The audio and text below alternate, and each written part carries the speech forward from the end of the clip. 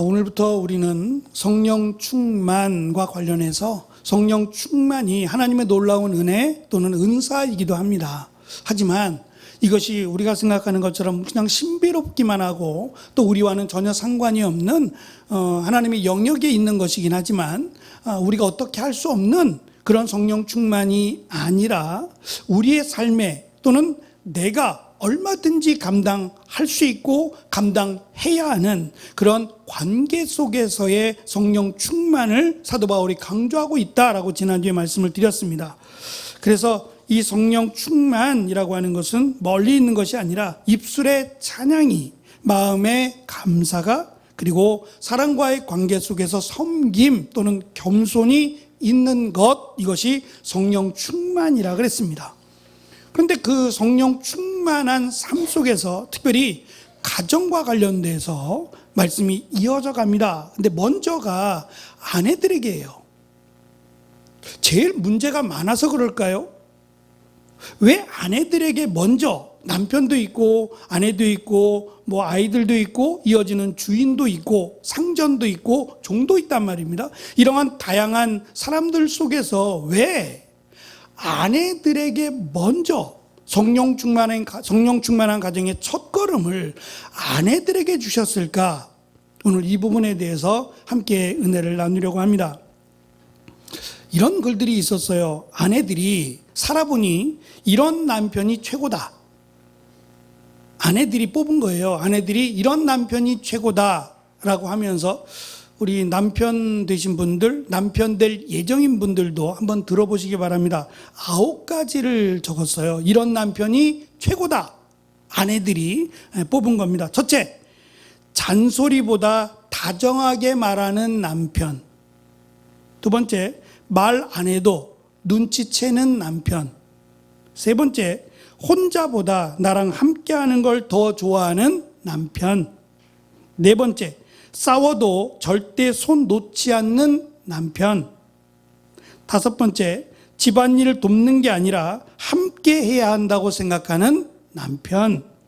여섯 번째, 장난도 잘 치고 사과도 빠르게 할 줄 아는 남편. 일곱 번째, 엄마보다 아내의 말 먼저 듣는 남편.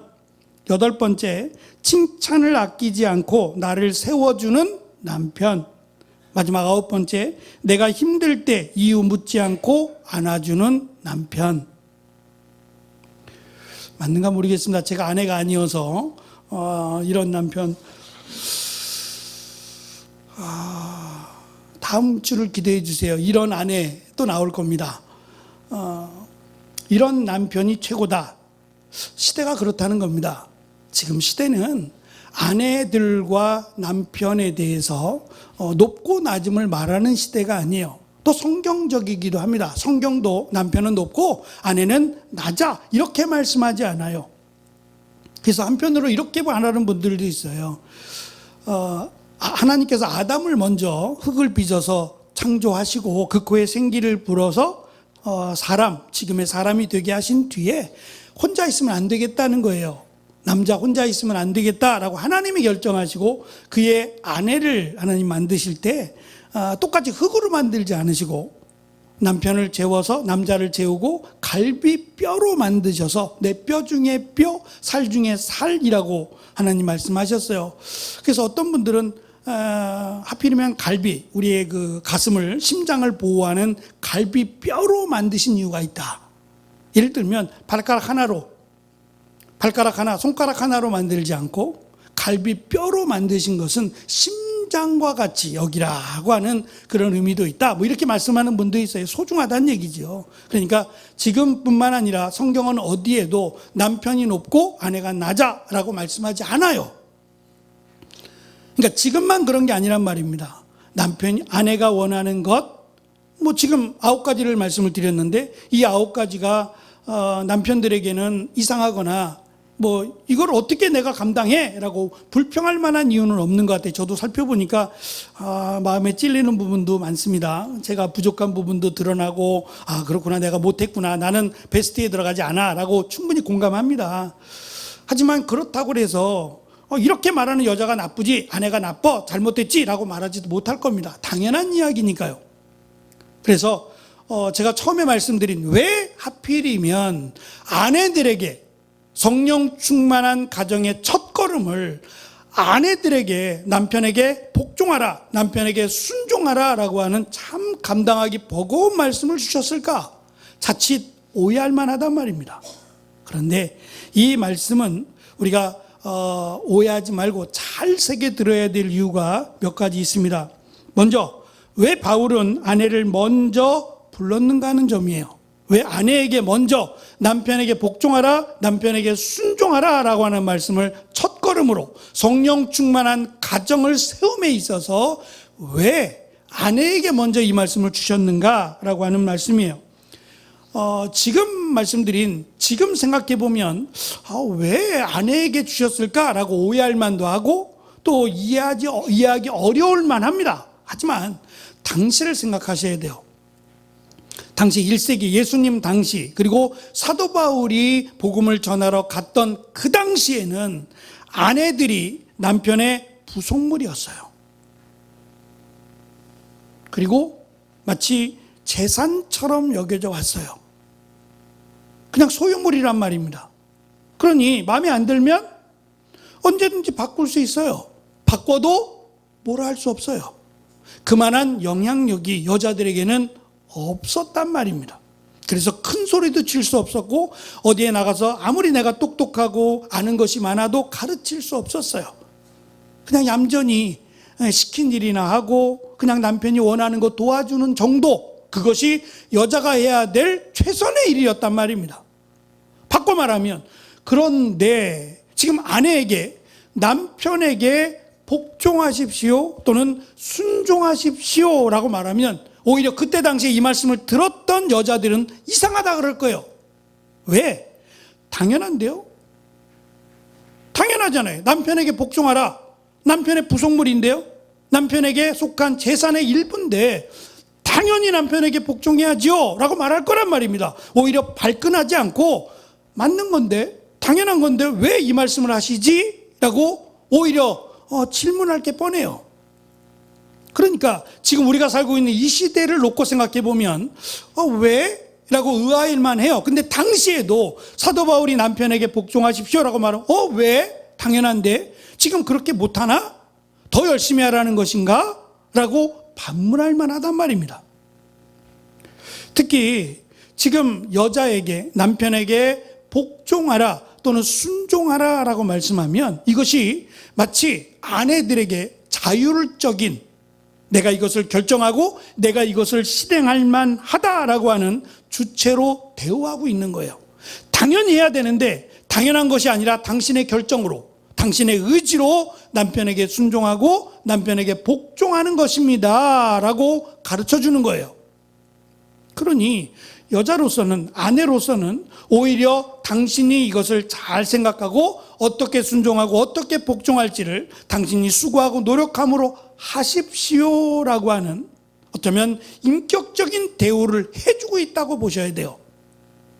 지금 이 시대를 생각하면 오해할 만하다는 겁니다. 두 번째, 지금 이 복종이 남편에게만이에요. 그러니까 모든 남자에게 복종하시거나 모든 남자에게 순종하십시오가 아니에요. 남편에게만이에요. 남편에게만 복종하십시오. 근데 전제가 있어요. 다음 주에도 말씀을 드리겠지만 전제가 성령 충만한 가정이 되어야 돼요. 그렇다면 남편이 역시 성령 충만한 남편이 되어야 이 말씀이 성립돼요. 남편은 변하지 않고 남편은 세상적이고 여전히 아내를 짐승처럼 부리는데 이건 한계가 있어요. 그래서 먼저 해야 될 것은 죽게 하듯 하라라고 하는 말씀에서 남편을 짐승 보듯 하지 않도록 남편을 위해서 기도하라는 얘기예요. 남편이 정말 주를 섬기듯이 할 수 있도록, 남편이 믿음의 길을 걸어갈 수 있도록 아내는 힘써 기도해야 할 것이고, 지금 남편이 믿지 않고 남편의 삶이 자기를 무시하고 마치 다른 똑같이 안 믿는 사람들처럼 마치 짐승 취급하거나 물건 취급하듯이 할지라도 아내는 이 남편이 하나님께서 나에게 맺어주신 하나님께서 허락하신 남편으로 받고 이 남편을 위해서 마치 죽게 하듯이라고 말씀하신 것처럼 기도하라는 거예요. 더 잘하고 남편이 믿음의 길을 걸어갈 수 있도록 수고하고 노력해야 된다라고 지금 강조하고 있는 겁니다. 그래서 남편이 정말 죽게 하듯 그렇게 변화될 수 있도록 남편에게 더욱 관심을 갖고 기도하고 그가 믿음의 길을 걸어갈 수 있도록 도와줄 것을 지금 아내들에게 먼저 하고 있어요. 말씀드린, 그럼 왜 아내들이냐? 어떤 면에서 남편들보다, 남편들은 남편들에게 주어진 그 이어지는 명령들을 보면 아내들에게는 남편에게 복종하라 또는 순종하라라고 명령하고 있는데, 남편에게는 어떻게 말씀하냐면 사랑하라예요. 그거 딱 하나란 말입니다. 사랑하라는 거예요. 이것이 남편과 아내에게 다르다라는 걸 느껴요. 저는 남자로 살아왔고 남편으로 살아왔어요. 아내는 여자로 살아왔고 아내로 살아갈 겁니다. 달라요. 남자와 여자는 처음부터 달라요.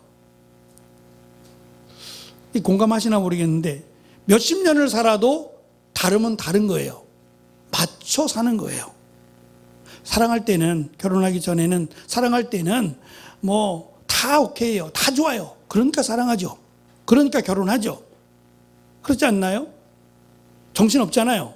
이 사람 없으면 안 될 것 같고 죽을 것 같고 그냥 다 좋고 막 이러니까 결혼하는 거예요. 막상 결혼하고 나니까 정신이 번쩍 나죠. 다른 겁니다. 결혼한다 그래서 아내가 남편이 되고 남편이 아내가 되지 않아요. 여전히 남편이고 남자고 아내고 여자예요. 다르단 말입니다. 오죽하면 이런 책이 나왔어요. 화성에서 온 남자, 금성에서 온 여자. 남자와 여자는 다르다. 근본적으로 다르다는 거예요. 그 다름이 얼마든지 싸움이 될 수 있어요. 다툼이 될 수 있고요. 그것은 결혼한 지 얼마 안 된 사람이나 결혼한 지 오래된 사람이나 똑같아요. 그래서 지금은 돌아가셨습니다만 저에게는 오랜 시간 동안 신앙의 그 좋은 선생님 역할을 해주셨던 분이 계세요. 교회에서는 찬양대를 인도하시던 음악 선생님이셨는데 이분이 목사님이 되셨어요. 그래서 신학교에서 음악에 대해서, 그래서 제가 신학교 다닐 때는 그분이 저희 교회 음악 목사님이기도 했는데 신학교에서는 교수님이었잖아요. 교수님이 찬송가 가르칠 때는 많이 혼났어요. 왜 혼났냐면 목사님들이 박자 안 맞아, 음정 안 맞아, 이렇게 찬양하는 게 너무 많다는 거예요. 하나님께 드리는 찬양인데 음정 박자 제대로 해야 됩니다 라고 하면 많이 혼났어요. 많이 혼나요. 당신들이 앞에 나가서 찬양 인도할 텐데 예배 드리고 찬양 드릴 텐데 잘못하면 성도들이 다 따라합니다. 박자도 틀리고 음정도 틀리고 막 하지 마세요. 제대로 하셔야 됩니다 라고 하면서 많이 혼이 났던 기억이 납니다. 지금도 그 생각이 나요. 그래서 제가 새벽마다 이 반주기를 쓰는데 반주기는 속된 말로 얄짤없어요. 저에게 안 맞춰줘요. 제가 맞춰야 돼요. 음정도 박자도 물론 조금 빠르게 조금 늦게 또 한 음정 낮춰서 한 음정 높여서 기계로 할 수는 있어요. 그러나 하다가 중간에 바꿀 수는 없어요. 그럼 이상해지잖아요. 제가 맞춰야 돼요. 그게 맞는 거거든요. 우리 이강건 청년이 반주해 주면서 참 많이 저에게 맞춰주는 거예요. 제가 틀리고 할 때가 많은데 저에게 다 맞춰줘요. 빠르게 하면 빠르게, 늦게 하면 늦게 이렇게 다 보완해서 잘 맞춰주는 거예요. 좋은 반주자예요. 기계는 저한테 안 맞춰줍니다. 맞춰주는 거죠. 그런데 함께 아내로, 함께 남편으로 살아가면서 맞춰주죠. 남편에게 맞춰주고 남편은 아내에게 맞춰주고 살아가는, 그게 부부라고 말해요. 그 맞춤이 자연스럽고 또 잘 맞춰지면 화목한 부부예요. 그래서 부부는 닮아간다라고 하는 말을 하는 이유가 맞춰가기 때문에 그래요. 조금씩 맞춰가니 더 잘 맞춰지더라라고 하는 것이 오랜 생활 동안 함께 부부로 살아가는 사람들의 모습이어야 돼요. 나이가 들면서 점점 더 싸워지더라, 갈라서더라, 이렇게 되면 안 맞추는 겁니다. 처음부터 달라요. 그 다름이 틀린 게 아니기 때문에 맞춰가는 거예요. 그래서 지금 아내들에게 하신 말씀은 아내기에 가능한 말씀이에요. 남편들에게 이 말씀이 첫 번째로 주어졌다면 아마 힘들었을 거예요. 그래서 최선의 선택이다라는 저는 생각이 들어요. 아내들에게 이 일을 먼저 맡기신 것, 첫걸음을, 성령 충만한 가정으로서의 첫걸음을 아내에게 먼저 주신 것은 은혜다. 이건 정말 최고의 선택이었다라고 생각이 들어요.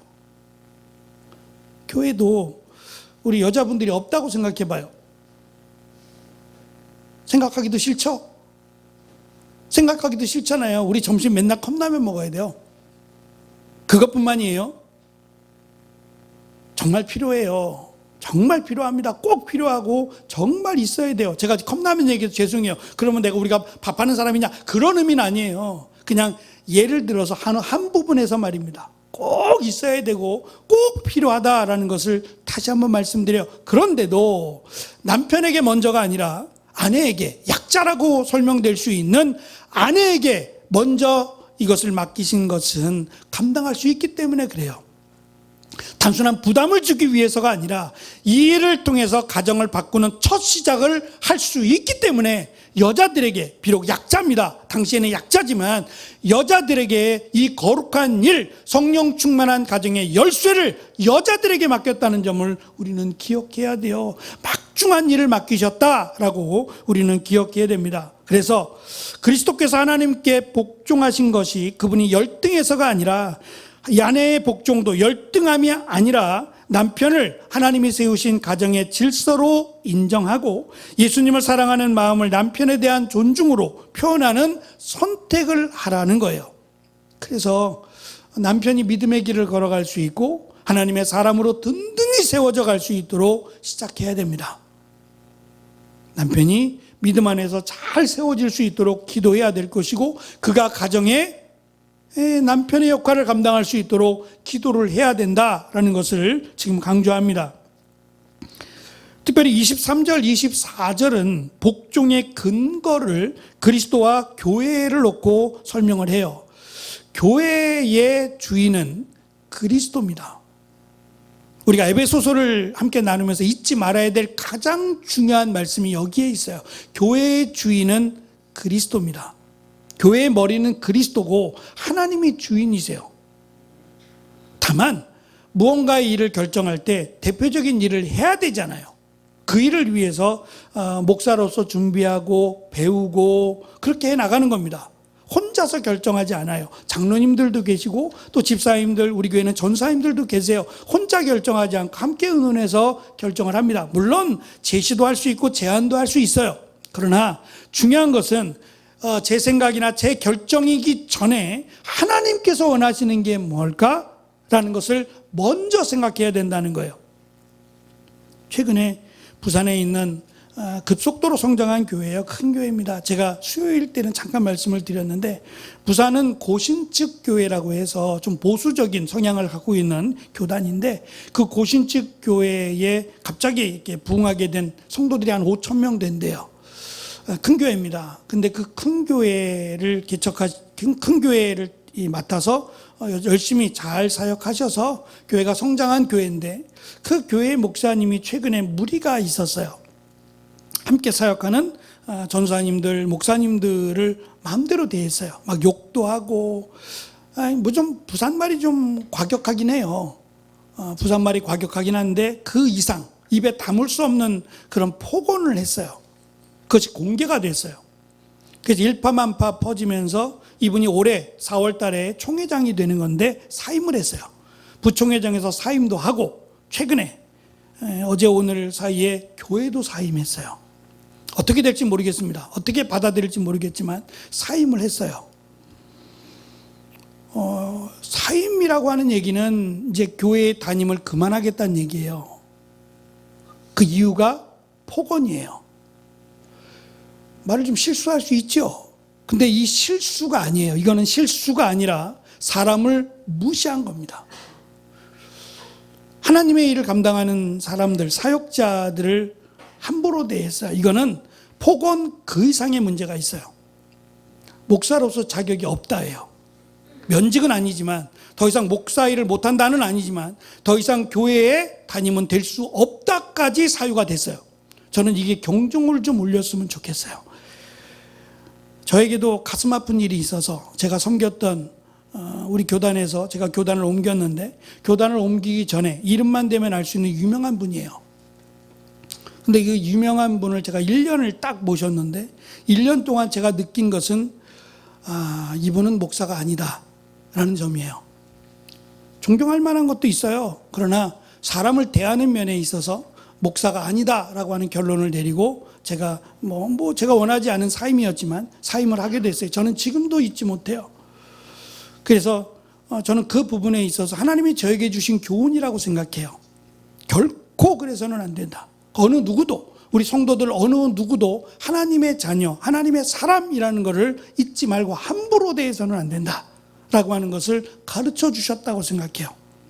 그래서 이것이 한국교회 경종을 좀 울리고 함께 일하는 교역자들뿐만 아니라 성도들에게도 함부로 대함이 없었으면 좋겠다.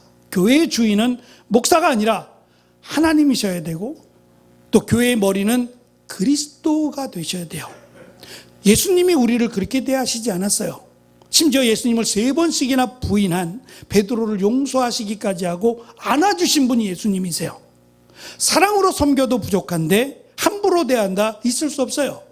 하물며 남편입니다. 내 남편인데 이 남편이 마냥 예쁘지만 않겠지요. 그럴지라도 이 남편을 함부로 대해서는 안 된다라는 거예요. 죽게 하듯 하라라고 하는 말씀을 우리는 유념해야 됩니다.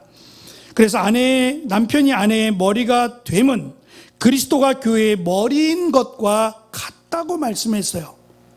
아내의 머리가 남편이라고 말씀하세요. 이것은 일에 대한 부분이에요. 우리 속담에 이런 말이 있습니다. 사공이 많으면 배가 산으로 간대요. 배는 바다로 가야 되는데, 물로 가야 되는데 배가 산으로 간대요. 웃자고 하는 얘기일 수도 있어요. 어떻게 배가 산으로 가요? 사공이 많으면 말입니다. 서로 여기로 가자 저기로 가자 그러면 산으로 갈 수도 있다는 거죠.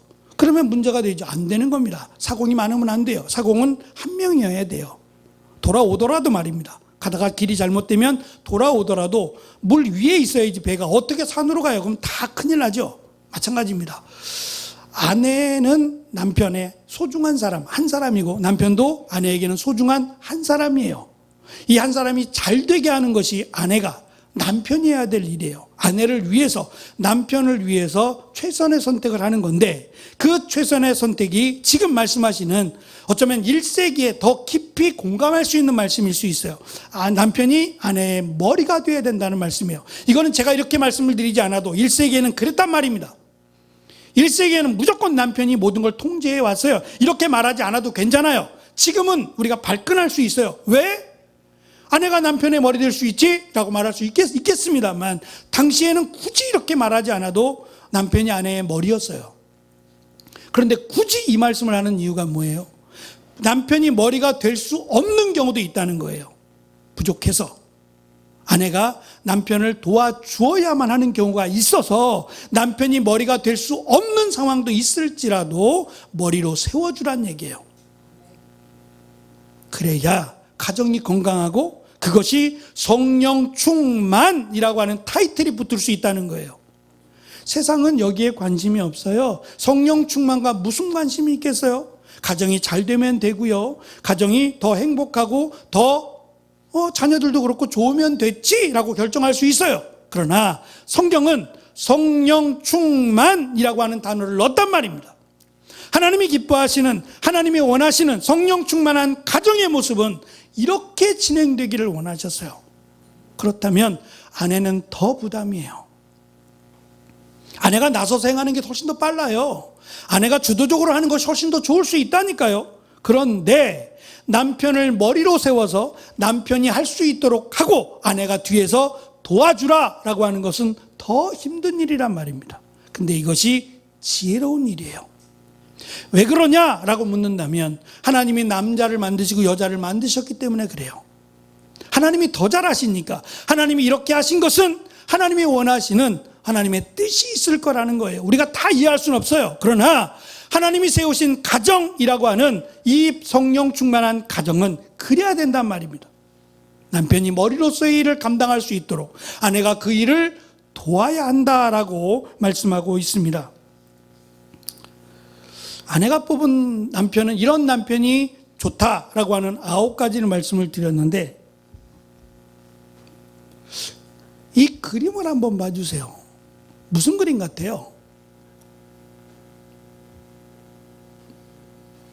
설명을 드리겠습니다. 내용은 이렇습니다. 사정상 급매합니다. 예식장에서 구입했습니다. 구청에 정품 등록을 했지만 명의를 양도해 드리겠습니다. 아끼던 물건인데 이젠 유지비도 많이 들고 성격 장애로 급매합니다. 상태를 설명하자면 구입 당시 A급인 줄 알고 착각해서 구입했습니다. 마음이 바다 같은 줄 알았는데 잔소리가 심하고 만족감도 떨어집니다.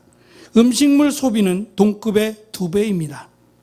하지만 외관은 아직 쓸만합니다. 사용 설명서는 필요 없습니다. 어차피 읽어봐도 도움이 안 됩니다. AS 안 됩니다. 변심에 의한 반품도 절대 안 됩니다. 덤으로 시어머니도 드립니다. 웃자고 하는 얘기예요. 남편 판다는 겁니다. 누가 남편을 팔 수 있어요? 얼마나 속상하면, 오죽 속상하면 이런 이야기가 나올 정도로 답답하겠습니다. 그렇지 않을까요? 팔 수 있으면 버리는 물건도 많은데 팔 수 있으면 파는 게 낫죠. 근데 성경은 팔라고 말씀하는 게 아니라 그를 세워주라고 말씀하고 있어요. 어쩌면 지금 우리가 살아가는 이 시대와 전혀 반대되는 말씀을 성경이 하고 있어요. 이것이 문제는 성령 충만한 가정의 첫걸음이라는 데 있어요. 제가 이 말씀을 강조하는 이유는 왜 그러냐? 자녀들이 있어요. 자녀들도 성령 충만한 가정을 만들어야 되기 때문에 그래요. 뭘 보고 배울까요? 어머니, 아버지를 보고 배워요. 제가 청년 시절에 이런 꿈을 가졌어요. 나 결혼하면, 영화에서 본 건데 남편과 아내가 서로 손을 맞잡고 춤을 추는 모습이 있었어요. 너무 멋있더라고요. 너무 멋지고 나도 이렇게 해야지. 나 결혼하면 나도 아내와 함께 이렇게 춤을 춰야지 라는 생각을 갖고 실제로 해봤어요. 해보기도 하고 아이들이 이렇게 똘망똘망할 때, 조그만 때 아이들 앞에서 춤을 춰요. 그러면 흥미롭게도 얘네들이 달라붙어요. 달라붙어서 같이 춰요. 떼어놓는 게 아니라 엄마 아빠가 춤을 추고 즐거워하면 달라붙어서 같이 춰요.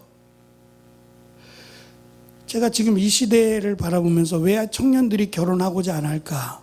왜 아이를 안 가지려고 할까? 저는 많은 부분을 어른들의 책임으로 봐요. 어른들이 행복하지 않아요. 그럼 자녀들이 결혼하려고 할까요? 저는 어른들의 책임도 있어요. 어른들이 행복한 가정을 보여주고 행복한 결혼 생활을 보여줬다면 나도 빨리 결혼해야지, 나도 아빠 같은 남편, 엄마 같은 아내를 얻어야지 라고 했을 거예요.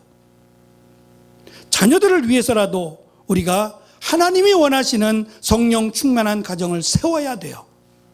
그래야 자녀들도 성령 충만한 가정을 세우기가 훨씬 더 쉬워질 거예요. 이 일이 첫 걸음이라고 말씀을 드렸어요.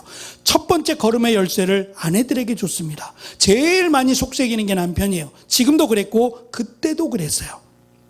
얼마나 중차대한 일을 맡기신 거예요. 근데 이 일은 여자들이 감당할 만하니까 맡기셨어요. 기도함으로, 또 하나님께서 원하시는 지혜를 모음으로 남편을 세워야 됩니다. 그래야 죄송합니다. 그 다음에 자녀들이 그 세대를 물려받아서 성령 충만한 가정을 세울 수 있을 것이기 때문에 그렇습니다. 세상은 그래요. 조금만 불편하고 문제가 생기면 그냥 이혼 증서에 도장 찍고 갈라서자고 합니다. 마치 그것이 정답인 것처럼 생각해 버렸어요. 정말 심각하게 고민하고 결정해야 될 일임에도 불구하고 이제는 낯설지 않아요. 누구누구가 이혼했더라. 이제는 어쩌면 오죽하면 하고 그냥 혀차고 말 정도가 되어버렸어요. 성경은 이 일에 찬성하지 않습니다. 물론 이 부분에 대해서 나중에 또 말씀을 드리겠습니다만 절대 안 된다는 아니에요. 특별한 경우가 있습니다. 사도 바울도 특별한 경우를 두었어요.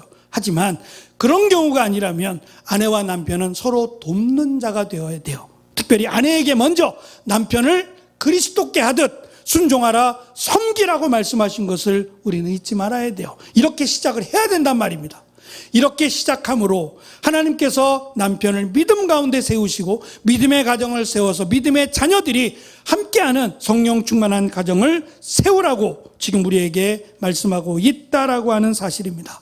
이 말씀을 가정의 첫 번째 성령 충만한 가정으로 우리에게 주셨다라고 하는 것을 잊지 말고 이 일을 잘 감당할 수 있도록 기도함으로, 말씀으로, 은혜로 남편을 잘 세우고 믿음의 가정을 잘 세워가는 열쇠를 가진 귀한 아내들, 우리 여자분들이 되기를 간절히 축원합니다. 기도하겠습니다.